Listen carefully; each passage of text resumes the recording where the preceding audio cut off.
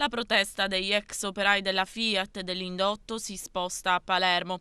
Dopo aver occupato la scorsa settimana i locali dell'Agenzia delle Entrate di Termini Imerese, ieri un corteo di lavoratori ha attraversato le vie della cittadina e si è diretto presso le sedi di alcuni istituti bancari a Termini Alta. Oggi gli ex dipendenti stanno invece manifestando di fronte Villa Amalfitano a Palermo, dove si svolge un evento organizzato dalla Regione in occasione delle celebrazioni del 66esimo anniversario dell'autonomia siciliana. Le tute blu hanno atteso l'arrivo del presidente della Regione siciliana Raffaele Lombardo, che però invece oggi è atteso a Catania per l'udienza. Sono oltre 400 gli operai arrivati in città con 4 pullman. Vincenzo Comella, segretario provinciale della UILM, ha annunciato che la manifestazione proseguirà all'interno di Villa Amalfitano. Non credo che abbiano interesse a farci bloccare la città, quindi troveremo il modo di entrare. Gli operai protestano per sollecitare l'intervento del governo nazionale per sbloccare la situazione legale alla DR Motor. Le tute blu sono preoccupate perché nonostante la firma dell'accordo di dicembre che prevedeva l'insediamento di DR Motor al posto di Fiat, la graduale assunzione dei lavoratori e la messa in mobilità di 640 che sarebbero stati accompagnati alla pensione, la situazione è ancora in stallo. La crisi continua a peggiorare, mancano impegno e applicazione degli accordi, ha detto Comella. Chiediamo che il governo regionale faccia pressioni sul Ministero dello Sviluppo Economico e del Lavoro per dare risposte sulla reindustrializzazione ed esodati. Invitalia del ministro Passera devono dunque sciogliere i nodi principali, ha aggiunto il segretario provinciale UILM. Una cosa è certa, se entro l'anno noi non abbassiamo i numeri per poter accedere al secondo anno di cassa integrazione,